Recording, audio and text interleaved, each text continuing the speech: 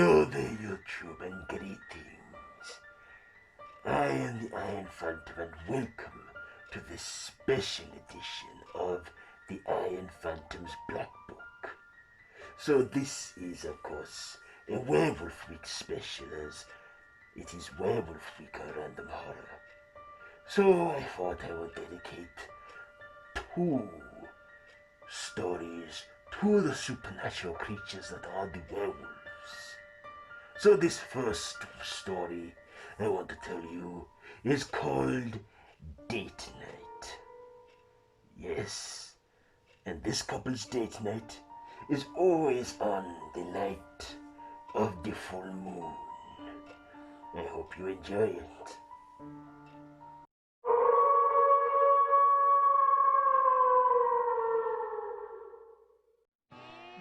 My name's Bill.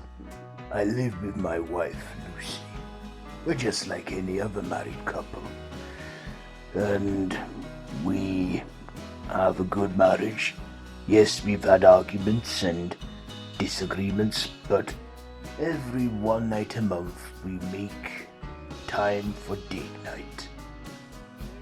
We just, the one night of the year where we just, go out and just go crazy. We start the evening the pre-evening by going to the woods and setting out a perimeter. And then, after that, we then strip and take all our clothes off. Just naked in the woods. Deep into the woods where no one will ever find us. And then we wait for the moon to rise. That's when the real fun begins, the full moon.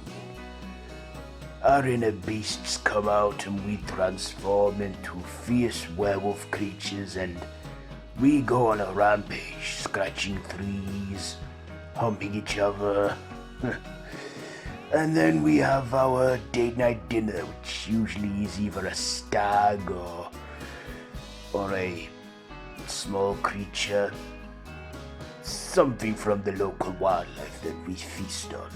We don't remember much of the date night, but we wake up the next morning and we're naked and filthy and covered in blood and have a bit of dead animal meat in our mouths and stuff, but we go through it together, and then we head back to our car, clean ourselves up, get dressed, and go home.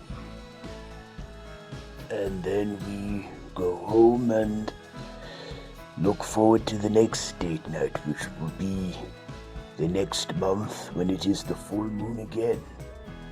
I love our date nights. Did you like that tale? It was a very short one, I know, so of course this next one's a little bit longer, but not too long, of course. This next story I'm going to tell you is called What's for Dinner? Yes, what's for dinner? Enjoy.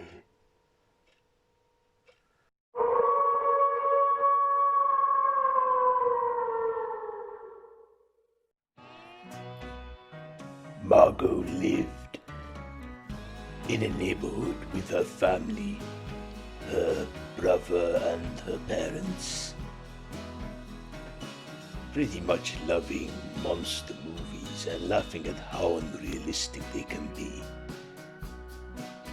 She even used to tell her brother scary stories of monsters. Anyways, Margot, she then one day sees that she has a new neighbor moving in. She sees the movers, but no neighbors. She then asks the movers, "Where is the new neighbor?" The movers say, "We don't know. We were just told to deliver the stuff and then leave the keys through the letterbox, and the new owner would come."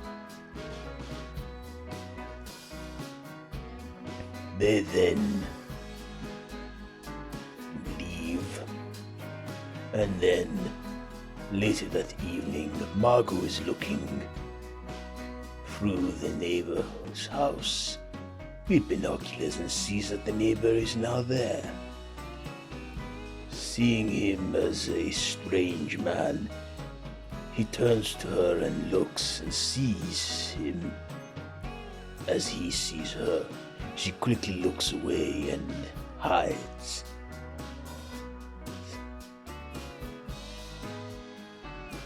Then, the next morning, on her way to school, Margot looks around the new neighbor's house,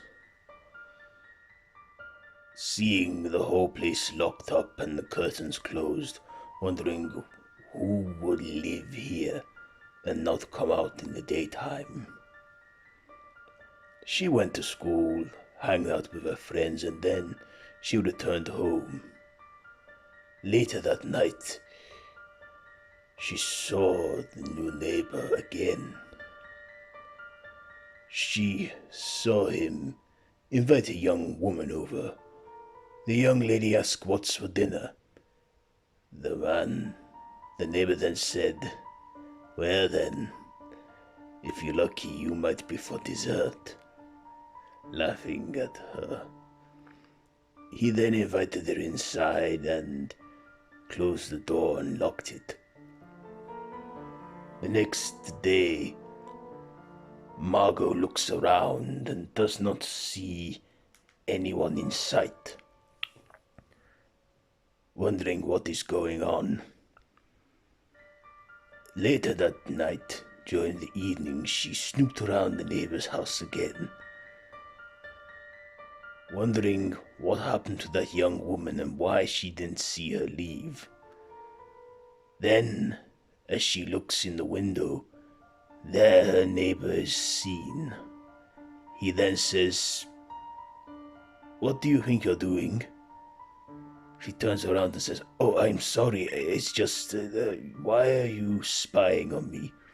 Margot says, "I'm not spying on you." "Well, I think you should run along. You are my neighbors, yes?"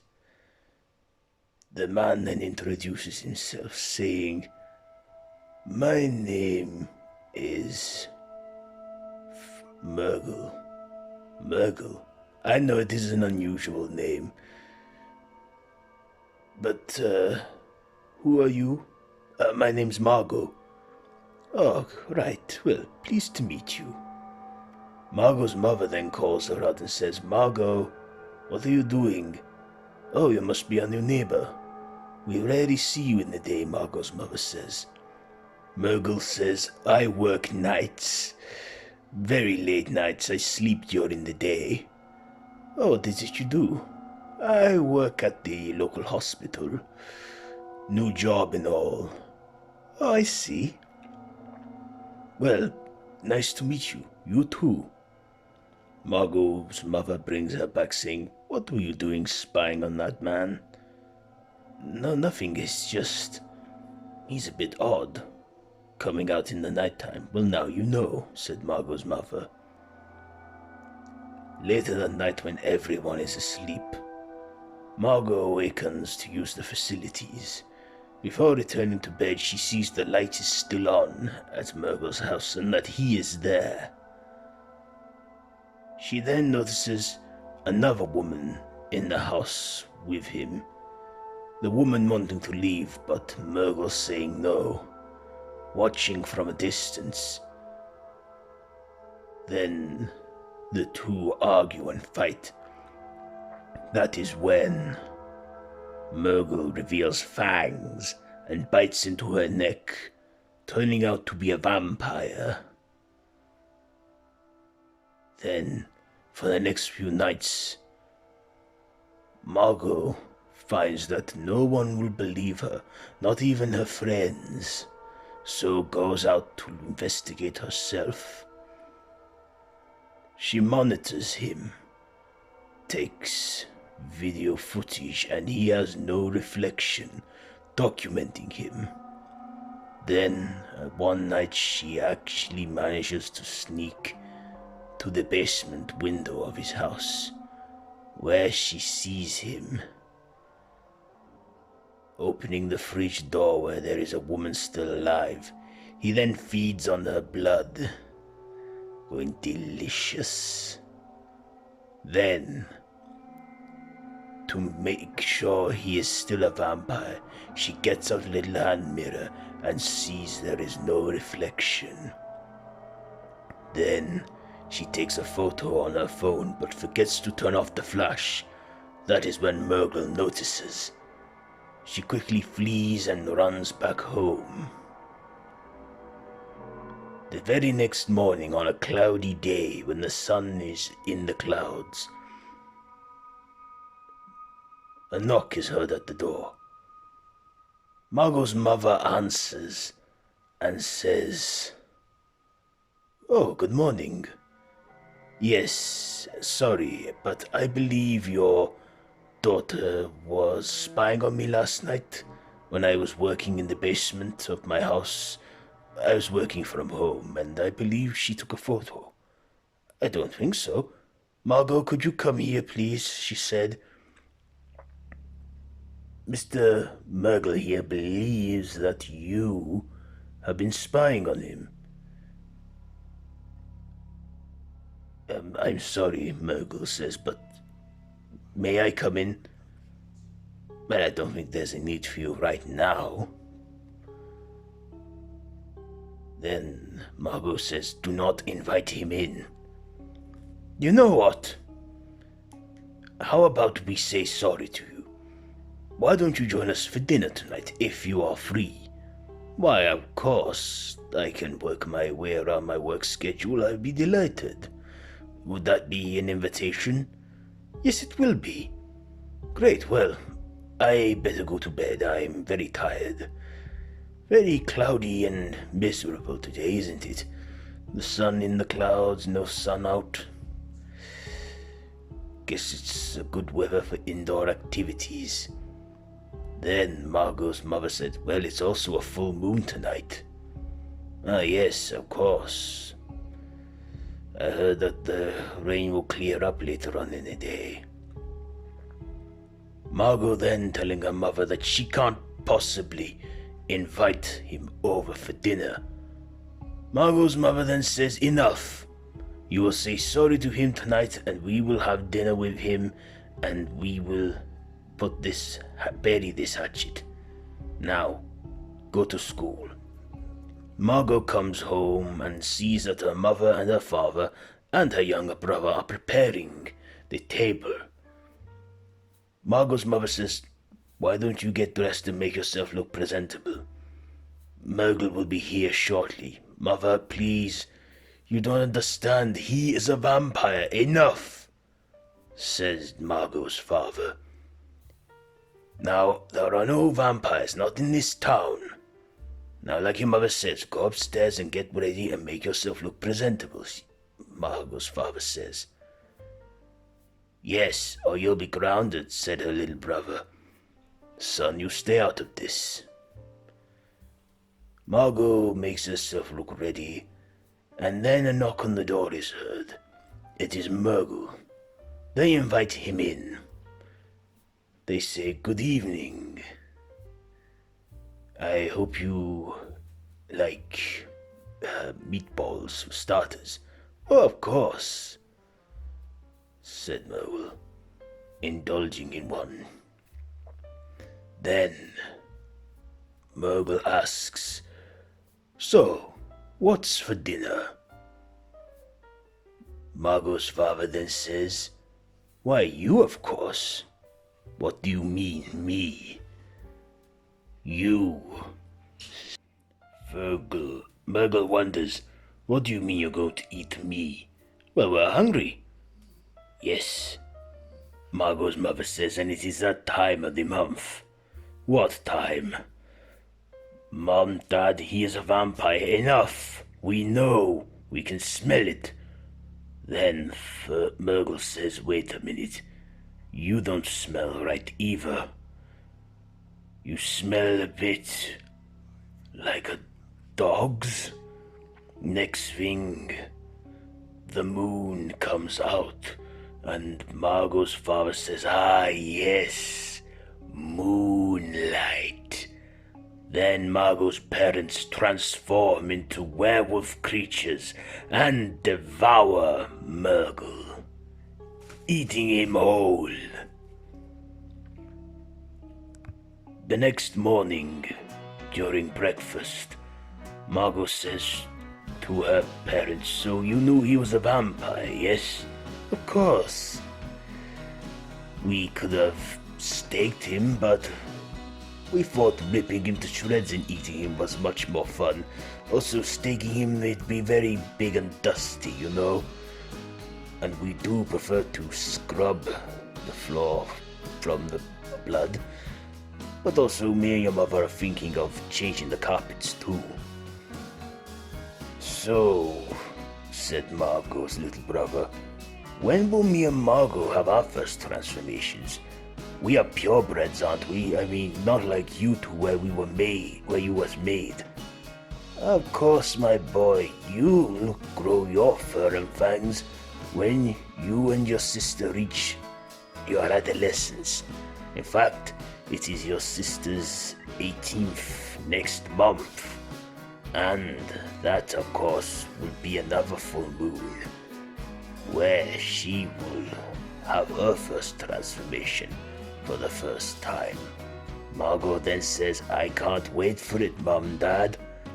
I'll be a full-grown werewolf. Yes, you will. And remember, if there are any vampires, let me and your father deal with them." "Of course, Mom, Dad." "When will I reach my werewolf potential, Mom, Dad?" "When you're older like your sister, okay, son? Okay." Margot then said, "Well, I best get ready for school. And isn't it a full moon tonight as well?" "Yes, the second night of our 3-night transformation cycle. Now, go on, run along. Don't you have an exam today?" "Yes, I do." Margot picked up her school bag and left her house and walked on, noticing that the next door house where Murgle lived is now being put up for sale. Well, there we go. That was the second story of this episode. So, did you enjoy the stories told in this month's episode? If so, then do let me know. If so, then do let me know what you think down in the comments below. If you like this video, be sure to give it a big thumbs up, share with your friends, and subscribe to the official Random Horror YouTube channel if you haven't already, and to hit the notification bell. All the social media links are down below, too, in the description, so be sure to check all that out. Well, that's it for this month's episode and this special edition of the show. I shall be back in September. So, until next time, don't have nightmares.